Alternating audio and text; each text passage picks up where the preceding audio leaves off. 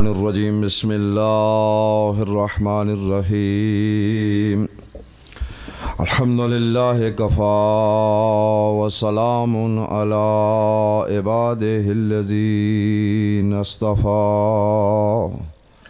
وخصوصا علی محمد المصطفیٰ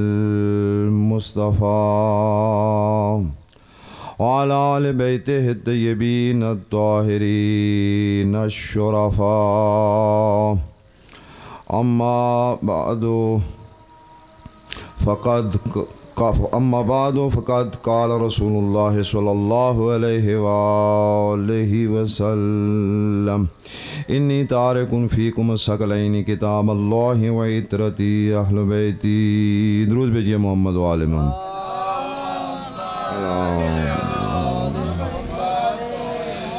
بارگاہ خداوندی میں دستبہ دعا ہوں کہ اللہ تعالیٰ بخاری صاحبان کی صف اعضاء کو اپنی بارگاہ میں شرف قبولیت بخشے. آپ تمام عزادار دور و نزدیک سے جو اس مجلس اعضاء میں شریک ہوئے، پروردگار آپ کی توفیقات میں اضافہ فرمائے اور آپ سب کو عزاداری سید الشہداء کا بہترین سے بہترین اجر عطا فرمائے. بخاری صاحبان کی اس محنت کو، خرچ اخراجات کو اور یہ جو اہتمام کیا ہے صف اعضاء کے لیے، اس کو اپنی بارگاہ میں قبول فرمائے اور اس کا بہترین سے بہترین اجر عطا فرمائے. چونکہ وقت کی نزاکت کو ملحوظ خاطر رکھتے ہوئے مختصر وقت میں چاہتا ہوں کہ آل محمد کا مختصر سا قصیدہ آپ کی خدمت میں عرض کروں. تو اس کے لیے آپ سے گزارش ہے کہ ایک مرتبہ یہاں سے لے کر آخر تک سارے مل کے بلند آواز سے صلوات بھیجیں آل محمد پہ. اللہم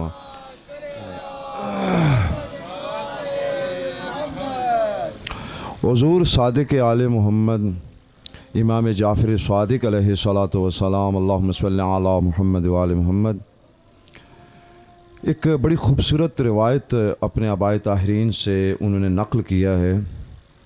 بڑی خوبصورت حدیث ہے. ظاہر ہے صادق آل محمد کوئی بھی بات اپنی طرف سے نہیں کرتے، خود فرماتے ہیں کہ ہمارا جو بھی فرمان ہوتا ہے وہ یا اللہ کے قرآن سے ہوتا ہے یا نبی کے فرمان سے ہوتا ہے. ہم کوئی بھی اپنی طرف سے کسی چیز کو پیش نہیں کرتے. تو میں چاہتا ہوں کہ صادق آل محمد کے نورانی کلام سے، کلام نبی ہے لیکن صادق آل محمد نے اس کو روایت کیا ہے، وہ آپ کو سناؤں. قصیدے کا قصیدہ ہو جائے، مجلس کی مجلس ہو جائے اور میرے اور آپ کا ایمان بھی تازہ ہو جائے اور اذہان و قلوب معطر ہو جائے. تو یہ حدیث مختلف کتب حدیث میں موجود ہے، کافی شریف میں بھی موجود ہے. یہ حدیث صادق آل محمد کہتے ہیں کہ میں نے اپنے بابا سے اور انہوں نے اپنے بابا سے، اور پھر یہ سلسلہ ایک کلام رسول اللہ تک پہنچاتے ہیں کہ انہوں نے فرمایا الاسلام عریان، الاسلام عریان. اسلام ایک برہنہ بدن کی مانند ہے. اسلام ایک برہنہ بدن کی مانند ہے. بات توجہ کریں گے آپ تو انشاءاللہ اسی حدیث پہ پھر میں آپ کی ضامتوں کو تمام کر دوں گا. فرماتے ہیں الاسلام عریان، اسلام ایک برہنہ بدن کی مانند ہے کہ یہ ایسا بدن کہ جس کے اوپر لباس نہ ہو. لباس نہ ہو اسی مانند، یعنی اس کی مثال ہے. جی دیکھیں، بعض کئی دفعہ تشبیہ دے کر تو اس سے کوئی بات سمجھانا مقصود ہوتا ہے، تو بندہ اس کو آسان لفظوں میں، تشبیہ سے بندہ سمجھتا آسانی سے ہے، مثال آسانی سے سمجھتا ہے بندہ. یہاں پہ بھی پیغمبر خدا صلی اللہ علیہ وسلم فرمایا تاکہ اگلی بات جو ہے وہ نظر تغافل نہ ہو جائے. نظر تغافل نہ ہو جائے، اس لیے فرمایا الاسلام عریان، اسلام ایک برہنہ بدن کی مانند ہے. تو پھر یا رسول اللہ، پھر برہنہ بدن کی مانند ہے تو اس کا لباس کیا ہوگا؟ اس کے لیے لباس تو چاہیے. فرمایا فلباسہ الحیا. اللہ اکبر، تھوڑا مہربانی کریں گے آپ. اسلام ایک برہنہ بدن کی مانند ہے، اس کا لباس شرم و حیا ہے. شرم و حیا ہے. جس کے اندر شرم و حیا ختم ہو جائے وہ اسلام کے حوالے سے فاتحہ پڑھ لے. وہ نام تو اسلام کا لے رہا ہے، نام تو اسلام کا لے رہا ہے، کلمہ تو اسلام کا پڑھ رہا ہے. اس کے متعلق بھی اقبال نے کہہ دیا، زبان سے کہہ بھی دیا لا الہ تو کیا حاصل، دل و نگاہ مسلمان نہیں تو کچھ بھی نہیں. جی یعنی اسلام صرف کلمہ پڑھنے کا نام نہیں ہے. فرماتے ہیں اسلام برہنہ بدن کی مانند ہے، اس کا لباس حیا ہے، اس کی چادر حیا ہے. اس کا لباس شرم ہے. جس کے اندر سے شرم ختم ہو جائے, جس کے اندر سے حیا ختم ہو جائے, اس کا پھر اس کے اسلام کا اعتبار نہیں ہے. اور یہ حیا ایسی چیز ہے کہ حیا کبھی ہوتی ہے ناموس کے لیے, شرم ہوتی ہے کبھی ناموس کے لیے, کبھی شرم ہوتی ہے اپنے آپ سے بندہ بڑا شرمیلا ہوتا ہے اور وہ حیا کرتا ہے. اپنے حیا کی وجہ سے بہت سی چیزوں سے اپنے آپ کو روکے رکھتا ہے. اور ایک حیا وہ ہوتے ہے جو دین کے لیے ہوتی ہے, ایک اسلام کے لیے حیا ہوتی ہے. اب میں اس کو لفظوں کو بدلتا ہوں, چونکہ حیا کا لفظ اتنا زیادہ استعمال نہیں ہوتا. بعض عربی لفظ ایسے ہیں کہ اردو میں آ کر اپنی حمیت کھو بیٹھے ہیں, تو اب ایک جانا پہچانا لفظ استعمال کرتا ہوں, غیرت. ہاں, غیرت اسلام کا لباس ہے. جس کے اندر غیرت نہیں ہے اس کا اسلام پھر برہنہ ہے. ہاں, جس کے پاس غیرت نہیں ہے. تو غیرت کئی دفعہ بندے کے اندر اپنے آپ کے لیے غیرت ہوتی ہے, اور کئی دفعہ اپنے ناموس کے لیے غیرت ہوتی ہے, اور کئی دفعہ اسلام کے لیے غیرت ہوتی ہے. اور اس کو روایات میں غیرت دینی کے نام سے یاد کیا جاتا ہے, غیرت دینی کے نام سے یاد کیا جاتا ہے. جس کے اندر غیرت دینی ختم ہو جائے پھر یہ باقی غیرتیں بھی اس کے کسی کام کی نہیں ہیں, اس کے کام نے غیرت دینی.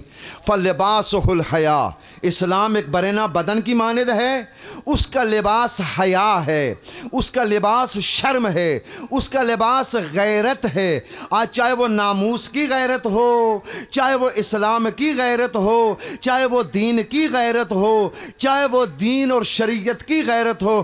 ارے اسی غیرت نے تو سید الشہداء کو اپنے نانا کے شہر سے نکالا ہے. پتہ نہیں بہت بڑا جملہ میں کہہ گیا ہوں, اس جملے کے اندر آپ غور کریں. تو یہی تو فرما رہے ہیں سید فرزند پیغمبر, فرما رہے ہیں کہ اس کا لباس غیرت ہے. سارا زمانہ خاموش ہے, تو غیرت دکھائی ہے تو زہرا کے چاند نے دکھائی ہے. پتہ نہیں کیا کر رہے ہیں آپ, کیسے سن رہے ہیں اس جملے کو. جی یہ غیرت ہوتی ہے, اس کو بھی غیرت کہا جاتا ہے. جی یہ غیرت ہے, اصل غیرت ہے یہی, اصل حیا ہے یہی, اصلی شرم ہے یہی. وگرنہ خود ساختہ شرمیلے کائنات میں بہت گزرے ہیں, خود ساختہ شرمیلے بہت گزرے ہیں کائنات میں.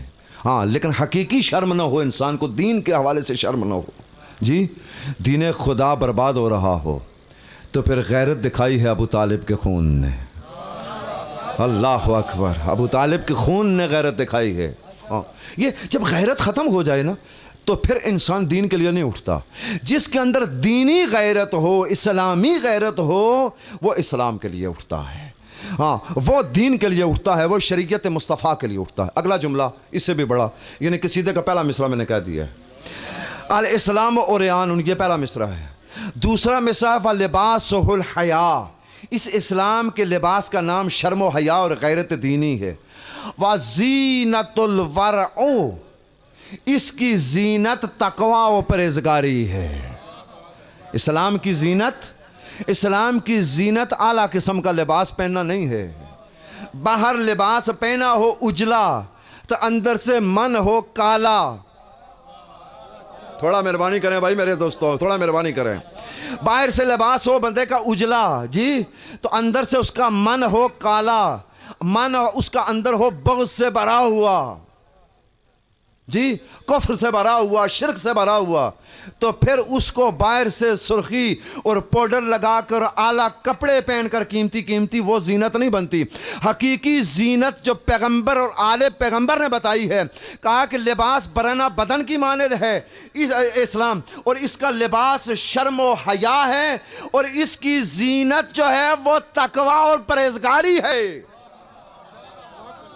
اگر کوئی زینت چاہتا ہے تو بڑا گھر زینت نہیں ہے, ہاں, بڑی کوٹھی زینت نہیں ہے, جی, بڑا مال و دولت زینت نہیں ہے. صادق آل محمد فرماتے ہیں اس کی زینت جو ہے وہ تقوی و پرہیزگاری ہے.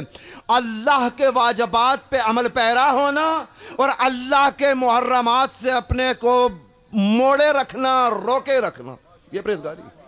اچھا جی, یہ مصرع سمجھ میں آ رہا ہے جی. قصیدہ کیا قصیدہ ہے جی, بغیر سر کے قصیدہ پڑھا جا رہا ہے جی, اور آپ قصیدے سے محظوظ بھی ہو رہے ہیں, لطف بھی اٹھا رہے ہیں. اچھا جی, پہلا مصرع الاسلام عریان، اسلام برہنہ بدن کی مانند ہے، فلباسہ الحیا، اس کا لباس تقوی، اس کا لباس شرم و حیا اور غیرت دینی ہے، اور اس کی زینت کیا ہے؟ الورع، تقوی و پرہیزگاری اس کی زینت ہے۔ صادق آل محمد فرماتے ہیں وَلِكُلِّ شَيْءٍ أَسَاسٌ، وَلِكُلِّ شَيْءٍ أَسَاسٌ، ہر شے کی ایک بنیاد ہوتی ہے۔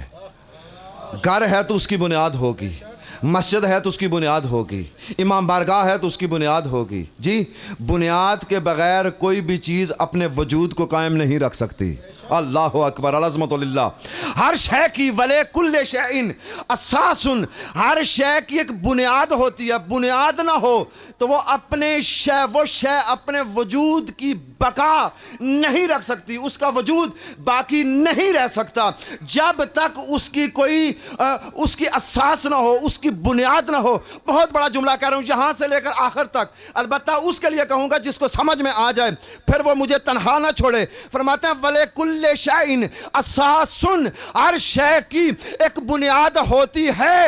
وَالْأَسَاسُ الْإِسْلَامِ حُبُّنَا وَوِلَایَتُنَا أَهْلِ الْبَيْتِ، اسلام کی بنیاد ہم آل محمد کی ولایت ہے۔ سارے مل کے یا علی، سمجھ آئی آپ کو؟ وَلِكُلِّ شَيْءٍ أَسَاسٌ، یہ 5واں مصرع ہے اس کے سیدھے کا، 5واں مصرع۔ وَلِكُلِّ شَيْءٍ أَسَاسٌ، ہر شے کی ایک بنیاد ہوتی ہے۔ ارے اسلام کی بنیاد میں نماز ڈھونڈنے والوں، اسلام کی بنیاد میں روزے کو ڈھونڈنے والوں، میں مخالف نہیں ہوں کسی شے کا، لیکن آؤ صادق زبان سے سنو کہ اسلام کی بنیاد کیا ہے۔ روزہ ہے تو ان کی وجہ سے، نماز ہے تو ان کی وجہ سے۔ پیغمبر نے بھیجا فلاں کو بلا کے لاؤ، اس نے کہا جی وہ میں نماز پڑھ کے آتا ہوں۔ پیغمبر نے پھر بھیجا، کہا جی وہ نماز پڑھ رہا ہے، کہا اس کو بتاؤ کہ نماز تجھے بتائی کس نے ہے، نماز تجھے بتائی کس نے ہے، بتائی کس نے ہے؟ ارے نماز ہے اطاعت پیغمبر کا نام، اللہ نے تو آ کے کسی کو نماز نہیں بتائی۔ وَلِكُلِّ شَيْءٍ أَسَاسٌ، ہر شے کی ایک بنیاد ہوتی ہے۔ کبھی بھی منبر پہ کوئی ایسی بات نہیں کی جو غیر ذمہ دارانہ بات ہو، جس کے اوپر دلائل قاطعہ و براہین ساطعہ ہوں اسی بات کو منبر پہ لاتا ہوں، اور پھر آنکھوں میں آنکھیں ڈال کے کہتا ہوں، منہ مٹکے میں ڈال کر نہیں۔ پتہ نہیں کہاں بیٹھے ہیں بھائی، آپ تھوڑا ساتھ دیں میرا، تھوڑا ساتھ دیں، میں مختصر وقت میں بڑی مجلس پڑھنا چاہتا ہوں۔ میرا منہ مٹکے میں نہیں ہے، آواز ریکارڈ ہو رہی ہے، سپیکر پہ بول رہا ہوں، اور یہ جرت علی نے عطا کی ہے۔ توجہ توجہ، یا علی، وَلِكُلِّ شَيْءٍ أَسَاسٌ، ہر شے کی بنیاد ہوتی ہے۔ اسلام کی بنیاد ہم آل محمد کی ولایت ہے، اسلام کی بنیاد۔ ارے ولایت کو نکال کے دیکھو نا، ولایت بنیاد، میں نے کہا ہر شے کی بنیاد ہوتی ہے۔ بنیاد کو اگر بنیاد مضبوط نہ ہو تو کوئی بھی عمارت کھڑی نہیں رہ سکتی، کوئی بھی وجود اپنا برقرار نہیں رکھ سکتا، وجود باقی نہیں رکھ سکتا۔ ارے تم نے سب کچھ لے لیا، لیکن جو ولایت آل محمد تھی، جو بنیاد تھی اسلام کی، اس کو نکال کے تو پھر کس اسلام کی بات کر رہے ہو؟ پھر کس اسلام کی بات کر رہے ہو؟ اسلام وہی ہے کہ جس میں محبت اہل بیت ہے، جس میں امامت اہل بیت ہے، جس میں ولایت آل محمد ہے۔ اسی لیے کسی نے پوچھا تھا کہ اس کی وجہ کیا ہے کہ ولایت کا تذکرہ، ولایت کا تذکرہ، بار بار ولایت کا تذکرہ، وَلَمْ يُنَادِ بِشَيْءٍ كَمَا نُودِيَ بِالْوِلَایَةِ، اتنا کسی شے کی طرف نہیں بلایا گیا جتنا ولایت کی طرف بلایا گیا۔ تو جب امام سے پوچھا تو امام نے کہا اس لیے کہ باقی ساری چیزیں قبول ہوتی ہیں تو ولایت کی وجہ سے، ولایت کی وجہ سے۔ ولایت کو نکال دیا جائے تو بارگاہ خداوندی میں کوئی شے قبول نہیں ہوتی۔ اسی لیے تو کسی کہنے والے نے کہہ دیا، اس کا آخری مصرع پڑھوں گا چونکہ اب وقت نہیں ہے، وگرنہ اگر وہ رگ پھڑک پڑی تو پھر پھڑک پڑی تو پھر یہ ہے کہ وقت زیادہ لگ جائے گا، پھر ہو سکتا ہے جوش کو کھنگالنا پڑ جائے، اقبال کو دیکھنا پڑ جائے یا کسی اور کے لیے، تو اب اتنا وقت نہیں ہے۔ دو ہی مصرع کہوں گا لیکن بڑے کمال کے کہیں۔ سمندر کو کوزے میں بند کیا شاعر نے، تو اس نے کہا کہ ٹھیک ہے ساری چیزیں آپ کریں، سارے آقا مقامات بجا لائیں، لیکن ایک بات سن لیں، یہ بات مصدر حرف و کلام ہے، حب علی نہ ہو تو عبادت حرام ہے۔ سارے مل کے دو مصرے سارے مل کے حب علی نہ ہو سمندر۔ 1000 تقریر ایک طرف، شاعر کے یہ دو مصرے ایک طرف، دیکھیں نا۔ اب اس کے لیے اگر مجھے سمجھا قرآن اور سنت سے دلائل اکٹھے کریں، لیکن یہی تو وجہ ہے، شعر کی زبان بڑی تیز ہوتی ہے۔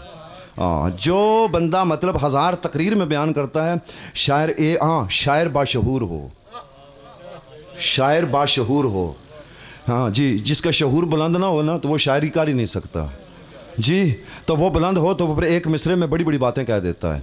ایسے ہی نہیں آل محمد نے کہا، جو ہماری مدح میں ایک شعر کہے اللہ اس کے لیے جنت میں گھر بناتا ہے۔